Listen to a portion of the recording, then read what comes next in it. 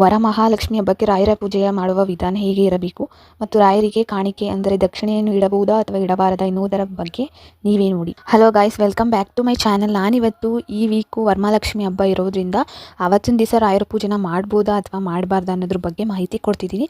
ಅದ್ರ ಜೊತೆಗೆ ಒಬ್ರೊಬ್ರು ಕಾಣಿಕೆನ ಇಟ್ಟು ಪೂಜೆ ಮಾಡ್ತಾರೆ, ಒಬ್ಬೊಬ್ರು ಕಾಣಿಕೆನೇ ಇಡ್ದೇನೆ ಪೂಜೆ ಮಾಡ್ತಾರೆ. ಅದು ಇಡಬೇಕಾ ಇಡಬಾರ್ದಾ ಅನ್ನೋದ್ರ ಬಗ್ಗೆ ಕನ್ಫರ್ಮೇಷನ್ನ ಕೊಡ್ತಾ ಇದ್ದೀನಿ. ನನ್ನ ಚಾನಲ್ನ ಸಬ್ಸ್ಕ್ರೈಬ್ ಮಾಡ್ಕೊಳ್ಳಿ ಅಂಡ್ ಬೆಲ್ ಐಕಾನ್ನ ಪ್ರೆಸ್ ಮಾಡ್ಕೊಳ್ಳಿ. ನಿಮಗೆ ರಾಯರ ಬಗ್ಗೆ ಇನ್ನೂ ಮತ್ತಷ್ಟು ಮಾಹಿತಿಗಳನ್ನ ನಾನು ಕೊಡ್ತಾ ಹೋಗ್ತಾ ಇರ್ತೀನಿ. ಅದಕ್ಕೋಸ್ಕರ ಮೊದಲಿಗೆ ವರಮಹಾಲಕ್ಷ್ಮಿ ಹಬ್ಬ ಬಂದಿರೋದು ಶುಕ್ರವಾರ ಅಲ್ವಾ. ಗುರುವಾರನೂ ಕೂಡ ನೀವು ರಾಯರ ಪೂಜೆನ ಮಾಡ್ಬೋದು.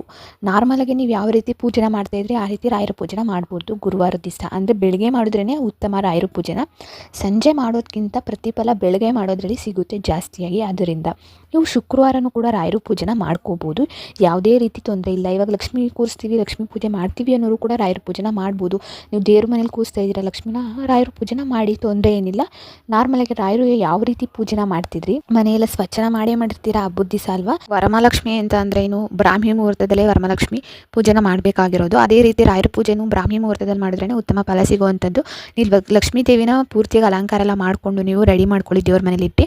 ನಂತರ ರಾಯರ ಫೋಟೋನಷ್ಟೇ ಬಲಭಾಗಕ್ಕೆ ಇಟ್ಟು ನೀವು ಒಂದು ಬಟ್ಲಿಗೆ ಸ್ವಲ್ಪ ಗಂಜೋಳನ ಹಾಕೊಂಡು ಒಂದು ಸ್ವಲ್ಪ ಅರಿಶಿನ ಪುಡಿನ ಹಾಕಿ ನೀವು ಅದಕ್ಕೊಂದೆರಡು ತುಳಸಿ ದಳನ ಹಾಕ್ಬಿಟ್ಟು ಮನೆಯೆಲ್ಲ ಪ್ರೋಕ್ಷಣೆನ ಮಾಡಿ, ದೇವ್ರ ಮನೆಗೆಲ್ಲ ಪ್ರೋಕ್ಷಣೆನ ಮಾಡಿ. ರಾಯರ ಫೋಟೋ ಆದರೆ ಸ್ವಲ್ಪ ಹಾಕೊಂಡು ನೀವು ಒಂದು ಮಡಿ ಬಟ್ಟೆಲೆ ಹೊಸ್ಕೋಬೋದು.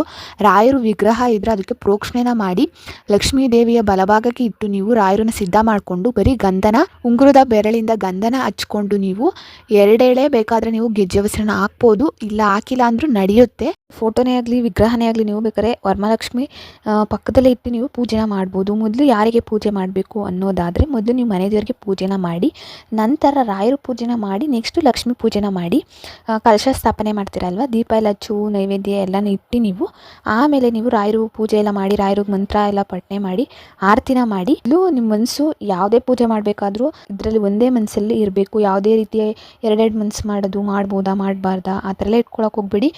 ದೇಹನ ಎಷ್ಟು ಶುದ್ಧವಾಗಿ ಇಟ್ಕೊಳ್ತೀರೋ ಅಷ್ಟೇ ಮನಸ್ಸನ್ನು ಕೂಡ ಶುದ್ಧವಾಗಿ ಇಟ್ಕೊಂಡು ವರಮಹಾಲಕ್ಷ್ಮಿ ದೇವಿ ಪೂಜೆನಾದರೂ ಅಷ್ಟೇ, ರಾಯರ ಪೂಜೆನಾದರೂ ಅಷ್ಟೇ ಮಾಡಿದ್ರೆ ತುಂಬಾ ಉತ್ತಮ ಫಲ ಸಿಗುತ್ತೆ. ಇವಾಗ ರಾಯರ ಪೂಜೆನ ಗುರುವಾರ ಮಾಡಿದಾಗಿದೆ, ಶುಕ್ರವಾರನೂ ಮಾಡ್ಬೋದಾ ಅನ್ನೋರು ಮಾಡ್ಬೋದು. ಗುರುವಾರ ಮಾಡಿದ್ರು ಏನು ವಾರ ಅಂತ ಮಾಡಿದ್ದೀರಾ, ಓಕೆ, ಶುಕ್ರವಾರನೂ ಮಾಡಿ. ವರಮಹಾಲಕ್ಷ್ಮಿನೇ ಕೂರಿಸಿ ಮಾಡ್ತಾ ಇದ್ದೀರಲ್ವ, ಇನ್ನು ರಾಯರಿಗೆ ದೀಪ ಹಚ್ಚಿ ಪೂಜೆ ಮಾಡೋದ್ರಿಂದ ಏನು ಕಳ್ಕೊಳ್ಳಲ್ಲ ಅಲ್ವಾ, ನೀವು ಪಡ್ಕೊಳ್ತೀರಲ್ವ. ಅದರಿಂದ ರಾಯರ ಪೂಜೆನ ಮಾಡ್ಬೋದು. ಇನ್ನು ಆಗಸ್ಟ್ ತಿಂಗಳು ತುಂಬ ಉತ್ತಮವಾದ ದಿನಗಳಾಗಿದೆ. ಈ ತಿಂಗಳಲ್ಲಿ ನೀವು ಬೇಕಾದ್ರೆ ಸಪ್ತಾಹ ಸೇವೆನ ಮಾಡೋಕ್ಕೆ ಸ್ಟಾರ್ಟ್ ಮಾಡಿದ್ರು ಒಳ್ಳೆಯದು, ನಡೆಯುತ್ತೆ ಈ ಗುರುವಾರದಿಂದ. ಮತ್ತು 10, 11, 12 3 ದಿವಸ ರಾಯರ ಆರಾಧನೆ ಇದೆ. ರಾಯರು ಬೃಂದಾವನ ಸೇರಿದಂಥ ದಿನ ಅವತ್ತಿನ ದಿವಸ ಉತ್ತರಾರಾಧನೆ, ಪೂರ್ವಾರಾಧನೆ, ಮಧ್ಯಾರಾಧನೆ ನಡೆಯುತ್ತೆ. ನೀವು ಬೇಕಾದ್ರೆ ಅವತ್ತು 3 ದಿವಸನೂ ಕೂಡ ರಾಯರು ಸೇವೆನ ಮಾಡಿ, ರಾಯರಿಗೆ ಪೂಜೆನ ಮಾಡಿ, ರಾಯರಿಗೆ ಸಂಕಲ್ಪನ ಮಾಡಿ ನೀವು ರಾಯರು ಅನುಗ್ರಹನ ಪಡ್ಕೋಬೋದು. ರಾಯರು 700 ವರ್ಷಗಳ ಕಾಲ ಬೃಂದಾವನದಲ್ಲಿ ನಮಗೋಸ್ಕರ ಅಂತಲೇ ಜೀವಂತ ಸಮಾಧಿ ಆಗಿದ್ದಾರೆ. ನಾವೇನೇ ಕೇಳಿಕೊಂಡು ರಾಯರು ಕರುಣಿಸಿ ಕೊಡ್ತಾರೆ. ಆದ್ದರಿಂದ ನೀವು ಈ ಗುರುವಾರದಿಂದ ಈ ತಿಂಗಳು ಪೂರ್ತಿ ನೀವು ಯಾವುದೇ ರೀತಿ ಸಪ್ತಾಹ ಸೇವೆ ಅಂದರೆ 7 ವಾರಗಳ ಕಾಲ ಗುರುವಾರ ರಾಯರ ಪೂಜೆ ಮಾಡ್ತೀವಿ ಅಂದರೂ ಆಗುತ್ತೆ. ಇಲ್ಲ ಬರೀ ಗುರುವಾರದೊತ್ತು ಮಾತ್ರ ರಾಯರ ಪೂಜೆ ಮಾಡ್ತೀವಿ ಸಂಕಲ್ಪ ಮಾಡ್ಕೊಳ್ದೇನೆ ಅಥವಾ ವ್ರತ ಸ್ಟಾರ್ಟ್ ಮಾಡ್ದಲೇ ಅಂದರೂ ನಡೆಯುತ್ತೆ. ಇಲ್ಲ ಅವತ್ತು 3 ದಿವಸ ಮಾತ್ರ ನೀವು ಪೂಜೆನ ಮಾಡ್ತೀವಿ ಅಂದರೂ ನಡೆಯುತ್ತೆ. ಯಾವ ರೀತಿ ಬೇಕಾದ್ರೂ ಮಾಡ್ಬೋದು. ನೀವು ತುಂಬಾ ಒಳ್ಳೆ ಪ್ರಶಸ್ತವಾದ ದಿವಸಗಳು ಅಂತಲೇ ಹೇಳ್ಬೋದು ಈ ಆಗಸ್ಟ್ ತಿಂಗಳಲ್ಲಿ ಬಂದಿರೋ ಅಂಥದ್ದು. ಅದರಲ್ಲೂ ಇವಾಗ ಗುರುವಾರ, ಶುಕ್ರವಾರ, ಶನಿವಾರ ಪೌರ್ಣಮಿ ಇರೋದ್ರಿಂದ ನೀವು ಗುರುವಾರ, ಶುಕ್ರವಾರ ರಾಯರ ಪೂಜೆನ ಮಾಡಿ, ಮನೇಲೆ ಸಂಕಲ್ಪನ ಮಾಡಿ, ವರಮಹಾಲಕ್ಷ್ಮಿ ಹಬ್ಬದ ದಿವಸ ವರಮಹಾಲಕ್ಷ್ಮಿ ದೇವಿಯ ಪೂಜೆನ ಮಾಡಿ, ಆರಾಧನೆ ಮಾಡಿ, ಶನಿವಾರ ದಿವಸ ಹುಣ್ಣಿಮೆ ಇರೋದ್ರಿಂದ ನೀವು ರಾಯರು ಮಠಕ್ಕೆ ಭೇಟಿ ನೀಡಿ 3 ದಿವಸ ಅಲ್ಲಿಗೆ ಪೂಜೆ ಸಮಾಪ್ತಿ ಆಗುತ್ತೆ. ನೀವು ರಾಯರು ಮಠಕ್ಕೆ ಭೇಟಿ ನೀವು ರಾಯರು ದರ್ಶನ ಪಡ್ಕೊಂಡು ಬಂದರೆ ತುಂಬಾ ಒಳ್ಳೆಯದಾದಂಥ ಫಲಗಳು ನಿಮಗೆ ಸಿಗುವಂಥದ್ದು. ಇನ್ನು ರಾಯರಿಗೆ ಆಗಲಿ ಮನೆ ದೇವರಿಗೆ ಆಗಲಿ ಕಾಣಿಕೆನ ಇಡಬೇಕಾ ಬೇಡವಾ ಅನ್ನೋದಾದರೆ ಇಟ್ಟೇನೆ ನೀವು ಪೂಜೆ ಮಾಡಬೇಕಾಗಿರುವಂಥದ್ದು. ಎಲೆ ಅಡಿಕೆ ಬಾಳೆಹಣ್ಣು ವಿಲೇದೆಲೆ ಎಲ್ಲ ಇಟ್ಟಿದ್ದಾದಮೇಲೆ ನೀವು ಕಾಣಿಕೆನೂ ಕೂಡ ಇಟ್ಟು ಪೂಜೆ ಮಾಡಬೇಕಾಗಿರೋದು. ನಾವು ರಾಯರಲ್ಲೇ ಆಗಲಿ ಬೇರೆ ದೇವರಲ್ಲೇ ಆಗಲಿ ನಮ್ಮ ಬೇಡಿಕೆನ ಇಡ್ತಾ ಇದ್ದೀವಿ ಅಂದರೆ ಅವ್ರಿಗೆ ಆಫರ್ ಮಾಡಬೇಕು. ಅಂದರೆ ಕಾಣಿಕೆನ ಇಟ್ಟೇ ನಾವು ಏನೇ ಒಂದು ಬೇಡಿಕೆನ ಅವ್ರ ಮುಂದೆ ಇಟ್ಟು ನಾವು ನೆರವೇರಿಸಬೇಕು, ಇದನ್ನು ನಮಗೆ ಮಾಡಬೇಕು ಅಂತ ಕೇಳಬೇಕಾಗಿರೋ ಅಂಥದ್ದು. ನೀವು ಆ ಕಾಣಿಕೆನ ಸಪ್ರೇಟಾಗಿ ಒಂದು ಉಂಡೆ ಒಳಗಡೆನೋ ಅಥವಾ ಒಂದು ಬಾಕ್ಸಲ್ಲೋ ಸಪ್ರೇಟಾಗಿ ಇಟ್ಕೊಳ್ಳಿ. ಬೇರೆ ಅಮೌಂಟ್ ಒಳಗಡೆ ಮಿಕ್ಸ್ ಮಾಡ್ಕೊಳ್ಳೋಕೆ ಹೋಗ್ಬೇಡಿ. ಅದನ್ನು ನೀವು ನಿಮ್ಮ ಮನೆ ದೇವರಿಗೆ ಇಟ್ಟಿರೋ ಅಂಥ ಕಾಣಿಕೆ ಆದರೆ ಮನೆ ದೇವರು ಉಂಡೆ ಒಳಗಡೆ ಹಾಕ್ಬೋದು. ಅಥವಾ ರಾಯರು ಇಟ್ಟಿರೋಂಥ ಕಾಣಿಕೆ ಅಂದರೆ ಈಗ 3 ದಿವಸ ಹೇಳಿದ್ನಲ್ಲ, ಆ 3 ದಿವಸ ನೀವು ಕಾಣಿಕೆ ಇಟ್ಟು ಪೂಜೆನ ಮಾಡಿ. ಆ ಕಾಣಿಕೆನ ಬೇಕಾದ್ರೆ ನೀವು ಮಂತ್ರಾಲಯಕ್ಕೆ ಹೋಗಿ ಹಾಕಬೇಕು ಅನ್ನೋದೇನಿಲ್ಲ.